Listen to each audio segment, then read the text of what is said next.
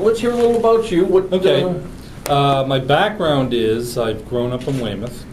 I went to Athens School, Bicknell School, Weymouth North.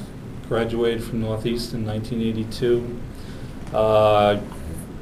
I've been working in affordable housing consulting for the last 20 years. I'm a certified public accountant. Worked the last 11 years for Ernst & Young, one of the big four, or as we refer to it, one of the final four big accounting firms. Better you say that than I. Well, a few years ago, it didn't seem like there were going to be any four. Yeah. Anyhow, so I have a professional background. I've done a lot of work for the biggest corporations in America: Citibank, Bank of America, Fannie Mae, helping them with due diligence, accounting, tax structuring, various. I'm kind of a jack of all trades type of my professional background.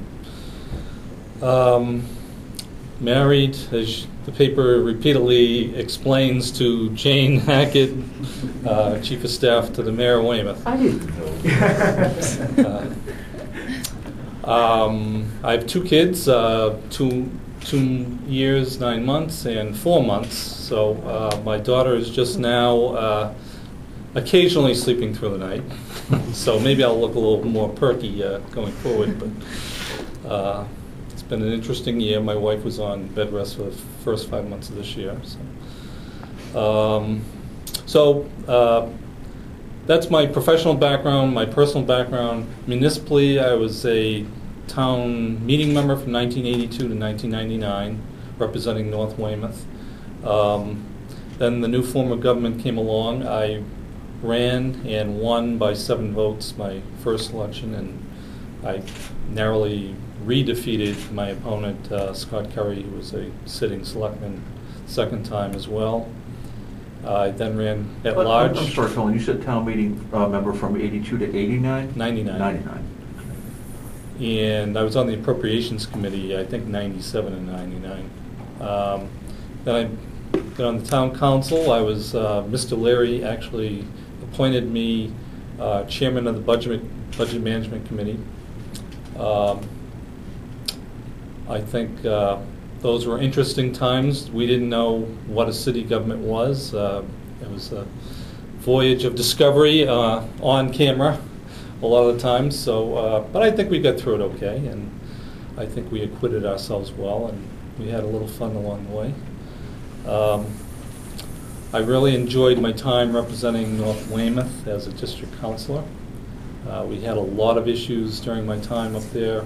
We had the construction of the power plant, construction of the Fort River Bridge, construction of the MWA sewage pumping plant. We had the redevelopment of the Harbor Light Mall into the Riverway Plaza. The ConocoPhillips cleanup started at that time, and I'm sure there's a half dozen other things that I can't think of. So there was a lot going on. I think I was very good at representing my district. We got Great Hill cleaned up, the views restored on Great Hill. We got beaches done, a regular beach maintenance program done, and we restored some of the parks. So, and we got a lot of streets paved. So I think I was an effective lobbyist, and I think I hustled. I went about it in an intelligent way, and I think it was effective. And then most recently, I've been the last 2 years on the board of Tri-Town. Mayor Madden sent me down there, as he said, to find out what's going on with the money. Just kind of, he didn't have a good feel for what was going on down there, and he wanted me to do to them what I did to him when I was a councilor. When you say the money, you mean mitigation or the money that? Well, just how they're spending money. He didn't have a good feeling for how things were being negotiated. So unfortunately, you don't see a lot of the work we're doing because a lot of it's in executive session by necessity, because it's negotiations. But I probably worked close to 1,000 hours in the last 12 months on Tri-Town stuff at no pay. And unfortunately, there's some people, it's getting back to me that some people are referring to me as on L&R's payroll. I am not getting a dime out of this. I'm doing this out of the goodness of my heart. So I think,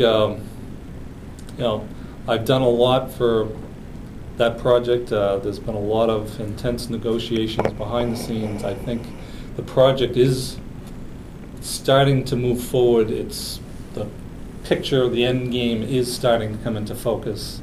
I think you'll see things over the next 3 to 6 months will just kind of all drop out into public sight. Problem with the base development is there's so many different government agencies, and they all have different needs and agendas, and trying to fit that all together has been a very complex process. Hopefully we'll ask you a lot of the same questions that we asked Sue, so we get similar answers. But on Tri-Town, are you satisfied with the progress that has gone on so far? I took a ride up there the other day and went to go see a rugby game. And as I was driving along, granted I didn't go all the way in, but you have some construction going on at the front end of it over by the old headquarters. The entrance point. Right. Yep. But nothing much else going on in the back there. Well, we only own the front. Right. So until we get the land from the Navy, we can't really do anything on that land. Right. So which is my question is, did you expect more to be going on by this point? Are you satisfied with what's going on at this point, or? Well, the experience has been different than what I expected going in. When I was appointed, I had the impression that the 3 towns had approved the plan. It was just a matter of implementing the plan. Mayor Madden wanted me to focus on the money, structuring the government. We have to figure out how to provide schools, water, sewer, various services, how to assess taxes. We have to really become a municipality within the 3 municipalities, and that is the mission as he described it to me when I was going in. Since then, we've been really dealing with trying to get the land from the Navy, trying to renegotiate the agreement with L&R, because the existing agreement with L&R anticipated the base would be transferred in one giant parcel, and now it's going to be transferred in increments. And when is L&R responsible for making payments to us, to the communities?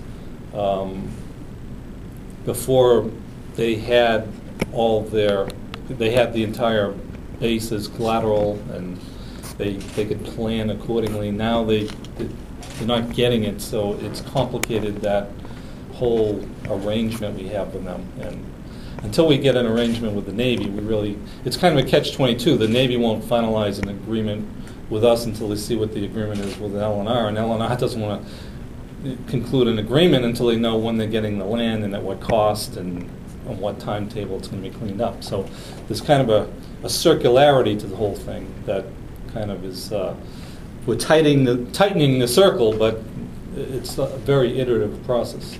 How do you break the lock, Jim? Well, I think it is being broken. There has been movement on both sides. We've had congressional, Kennedy and Delahunt have been involved in trying to facilitate discussions between the groups. So I think it has moved, and I think both sides are committed to getting it done by the end of the year. I don't know if they'll have the actual final document done by the end of the year, but in principle, having something